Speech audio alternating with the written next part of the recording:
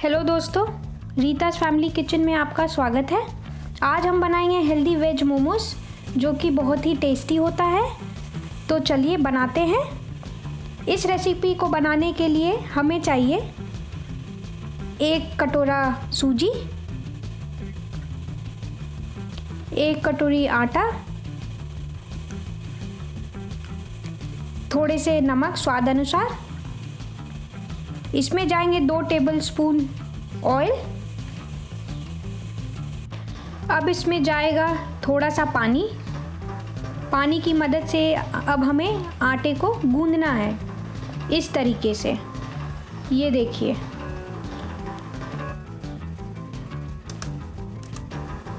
ये देखिए आटा मैंने गूंद लिया है। अब एक भीगे कपड़े की मदद से इस आटे को 15 से 20 मिनट के लिए रख देंगे ताकि सूजी और आटा आपस में मिल जाए। 15 मिनट हो चुके हैं। अब हम इस आटे में 2 से 3 चम्मच तेल डालेंगे और इसे हाथ से अच्छी तरीके से मिलाएंगे, कुछ इस तरीके से। ये देखिए आटा हमारा तैयार हो चुका है।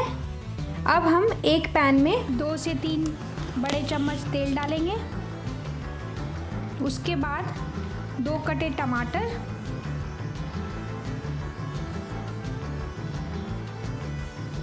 6 से 7 लहसुन की कलियां और 3 से 4 सूखे हुए लाल मिर्च। इसके बाद इसे हमें अच्छी तरीके से मिलाना है। 5 से 7 मिनट के लिए इसे हम भूनेंगे इस तरीके से। ये देखिए,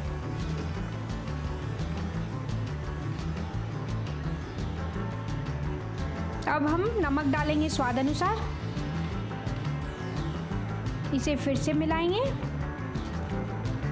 और ढक के 3 से 4 मिनट के लिए फिर से पकाएंगे। ये देखिए टमाटर की सारे पानी सूख चुके हैं।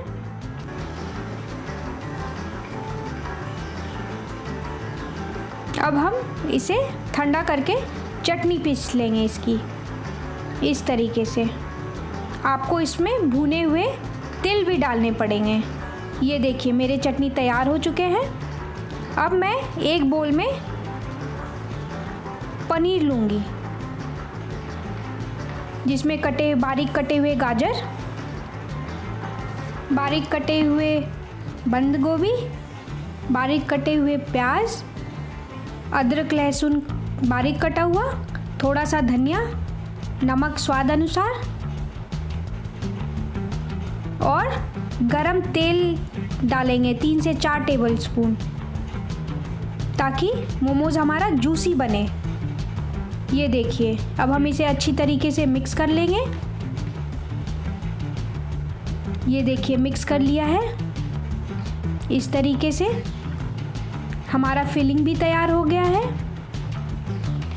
आटा भी तैयार है। अब हम छोटे छोटे लोई लेके मोमोज की फिलिंग के लिए छोटी छोटी गोल गोल रोटियां बना लेंगे इस तरीके से।